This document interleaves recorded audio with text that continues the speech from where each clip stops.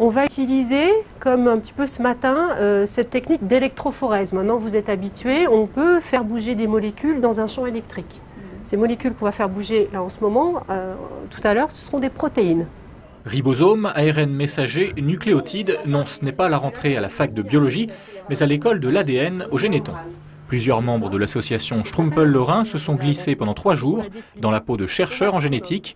3 jours de stage pratique durant lesquels ils ont observé, testé, formulé des hypothèses. 3 jours donc pour mieux comprendre cette maladie génétique dégénérative de Strumpel-Lorrain qui touche environ 2000 personnes en France.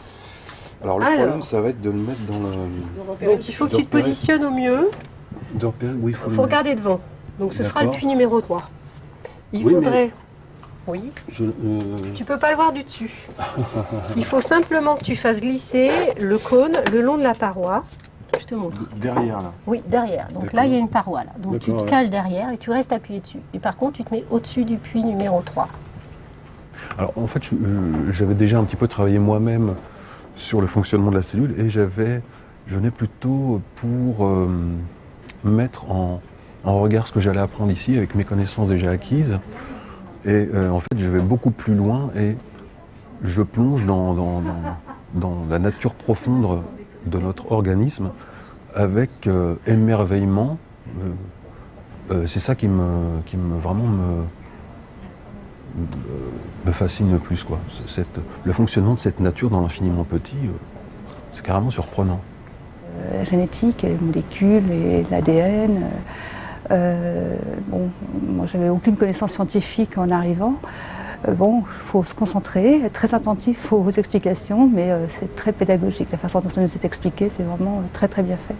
Créée en 2005, l'école de l'ADN d'Evry rend donc cette science de la génétique plus accessible aux malades et familles de malades, leur permettant notamment de mieux comprendre cette notion de temps nécessaire à la recherche. Ils repartent au bout des 3 jours avec des connaissances théoriques, mais surtout une pratique d'expériences qui sont réalisées en laboratoire de recherche, ce qui permet de démystifier la recherche génétique, par exemple, et puis ça leur permet de comprendre les temps nécessaires à la recherche et à la mise au point de médicaments. C'est une notion de temps qui est souvent pas forcément connue. Et comprise. Cette formation permet de voir qu'on ne peut pas régler un problème tel que celui-là rapidement. Mais moi, il y a longtemps que j'ai mis une croix sur une attente particulière d'une solution génétique concernant ma maladie.